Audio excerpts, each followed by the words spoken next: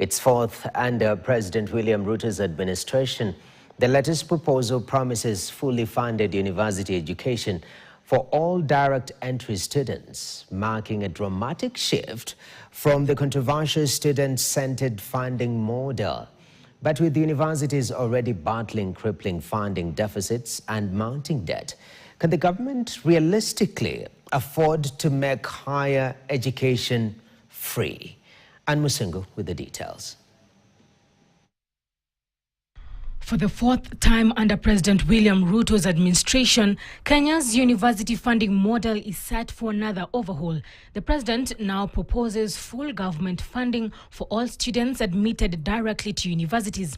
But with public universities already facing severe financial strain, questions are emerging over whether the ambitious promise can realistically be. Now we are moving to universal under the amendments we have taken to Parliament.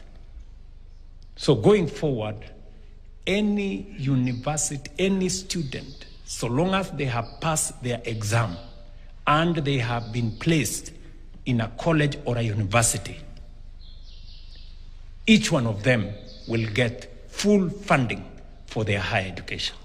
The proposal comes as the current funding system struggles under massive financial pressure. Data tabled before the National Assembly shows a funding shortfall of 57.6 billion shillings for student loans and 16.5 billion shillings for scholarship in the 2026-2027 financial year, leaving universities grappling with chronic underfunding and rising debt. University funding has undergone repeated changes since President Ruto took office. The previous differentiated unit cost model, where the government met at least 80% of tuition cost and families covered the rest, was scrapped and replaced with a student-centered funding model which linked support to a learner's financial need. The student-centered funding model initially grouped students into 4 categories before shifting to 5 funding bands, with the most vulnerable receiving the highest support. However, it sparked widespread criticism, was challenged in court, and was ultimately declared discriminatory, forcing yet another review of the controversial funding framework. Despite being introduced as the solution to Kenya's university funding crisis, the student-centered funding model has fallen short of expectations.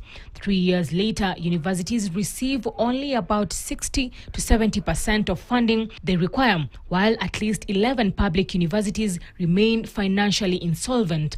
The latest proposal now promises fully funded university education for all direct entry students.